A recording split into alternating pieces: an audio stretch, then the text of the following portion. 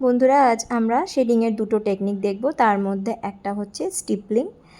তো স্টিপলিং হচ্ছে ছোট ছোট ছোট ছোট ডট দিয়ে সেগুলো দিয়েই পুরো টোনটাকে ক্রিয়েট করা, মিডল টোন, লাইট টোন এবং ডার্ক টোন। তো দেখতে পাচ্ছ যে প্রথমে আমি পুরো স্কোয়ারটাকে এই ডট দিয়েই ভর্তি করে নেব, তাতে আমার বুঝতে সুবিধা হবে যে কোনখানে আমি কিভাবে টোনগুলো ক্রিয়েট করব। তো দেখতে পাচ্ছ গোটা স্কোয়ারটাকে আমি আগে ডট দিয়ে ভর্তি করে নিয়েছি এবং ওপরের দিকটা লাইট টোন, নিচের দিকটা একটা মিডিয়াম টোন ক্রিয়েট হয়েছে।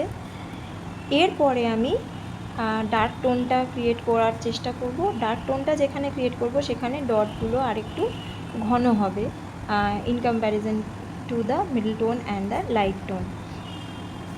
তো এরপরে দেখতে পাচ্ছ যে তিনটে টোন ক্রিয়েট হয়ে গেছে। এবার স্কাম্বলিংটা দেখবো আমরা। স্কাম্বলিং হচ্ছে যে কোনো র্যান্ডাম শেপ দিয়ে আমরা এই একই টোন ক্রিয়েট করব। তো প্রথমে এরকম একটা শেপ আমি দিয়েছি, সেটা দিয়ে পুরো বক্সটা ভর্তি করে তারপরে মিডল টোন ক্রিয়েট করে নিয়েছি এবং সব শেষে ডার্ক টোনটা আমি একদম কর্নারের দিকে ক্রিয়েট করব, যেখানে ওই শেপটা আরও বেশি ঘন থাকবে।